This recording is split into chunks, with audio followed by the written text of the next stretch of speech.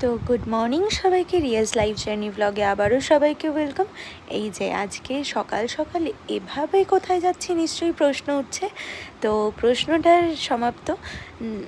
এত কিছু বাধা বিপত্তি কাটানোর পরে আমার দিদির বিয়েও চলে এসছে সাথে সাথে। তো এবার আগের থেকে তো আসতে পারিনি, তাই জন্য বিয়ের দিনই চলে গিয়েছিলাম। এবার সকাল সকাল হলুদের জন্যই একেবারে রেডি হয়ে তারপর বাড়ি থেকে বেরিয়ে পড়েছি। এই যে পৌঁছানোর পরে ওইখানটায় গিয়ে টিফিন করে নিলাম। আর হ্যাঁ, সবাই কিন্তু জানাবে যে আমাকে হলুদ শাড়ি পরে কেমন লাগছে। আর এই যে সকালের টিফিনে ছিল লুচি আর আলুর তরকারি, তো খেয়ে নিলাম। খাওয়া দাওয়াও শেষ, আর সাথে সাথে কিন্তু হলুদের জন্যও সবাই রেডি।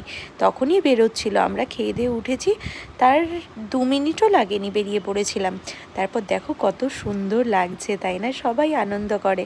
একটা মেয়ের জীবনটাই এইরকম, তাই না? তো এইসবই আনন্দ দুঃখ সব কিছু মিলেমিশে একসাথেই আনন্দ করে জলটা সইতে চলে গিয়েছিলাম।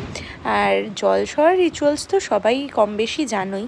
এবার আমি সামনে যেতে পারবো না বলে তার জন্য ভিডিও ক্লিপগুলো কিন্তু অত ভালোভাবে নিতে পারিনি। কিন্তু আর সেদিন যা গরম পড়েছিল, এদিক ওদিক দিয়ে খুঁচো খাঁচি দিয়ে দেখো একটুখানি করে নিয়েছি ক্লিপ।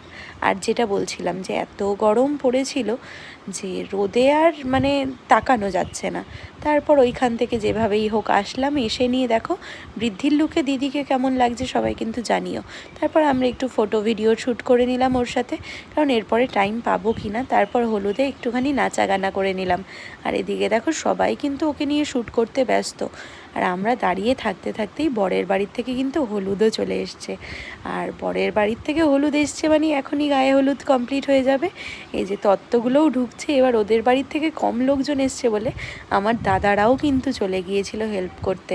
তো এভাবেই আজকের দিনটা সুন্দর করে কাটছে। নেক্সট ভিডিওয় আসছি আবার বিয়ের ভিডিও নিয়ে। তো আজকের মতন এটুকুই, টাটা।